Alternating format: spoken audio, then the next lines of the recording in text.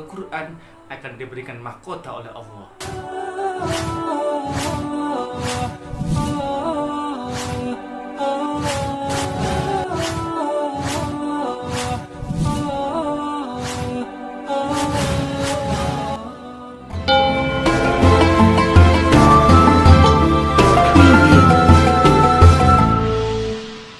Assalamualaikum warahmatullahi wabarakatuh.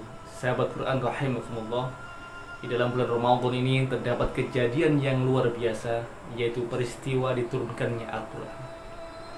Apa sebenarnya manfaat Al-Quran bagi kita semua? Sehingga Rasulullah SAW berpesan kepada kita, aku tinggalkan dua perkara yang jika engkau berpegang teguh kepadanya, maka engkau tidak akan tersesat.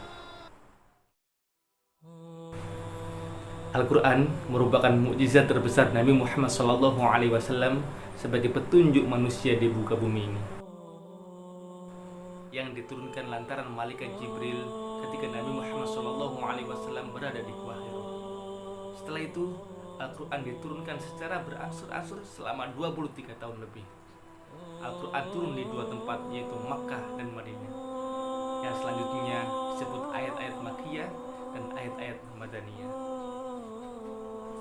Peristiwa sejarah itu terjadi ketika malam Lailatul Qadar, ketika Rasulullah SAW mengasingkan diri di Gua Hira. Allah Subhanahu wa taala berfirman, "Inna anzalnahu fi Lailatul Qadar." Tahukah kamu, sesungguhnya aku menurunkan Al-Quran di malam Lailatul Qadar.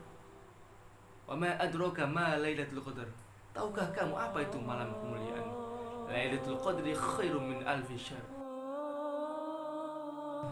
Sahabat Al-Quran rahimakumullah, ketahuilah bahwa di dalam majelis Al-Quran yang dibaca dengan penuh kebahagiaan, kemuliaan suatu kaum adalah dengan memuliakan Al-Quran, menjadikan kitabullah sebagai tanda petunjuk, berjanji untuk hidup bersamanya selamanya.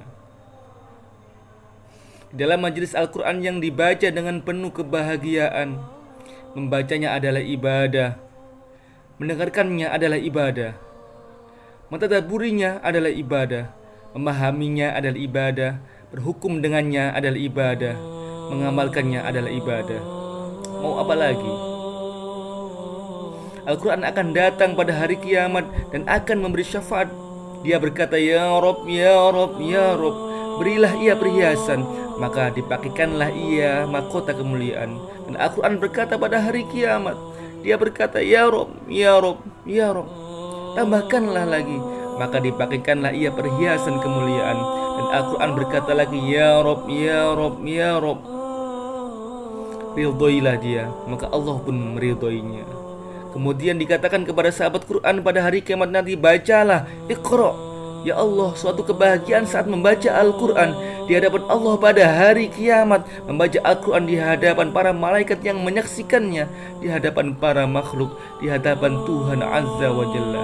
Membaca Al-Quran, di setiap kali membaca satu ayat Al-Quran, maka naiklah derajat di sisi Allah Azza wa Jalla. Di setiap kali membaca, maka terangkat derajat di sisi Allah Azza wa Jalla. Siapa yang ingin seperti ini? Wahai sahabat Al-Quran, maka senantiasalah kita selalu bersama Al-Quran dimanapun kita berada.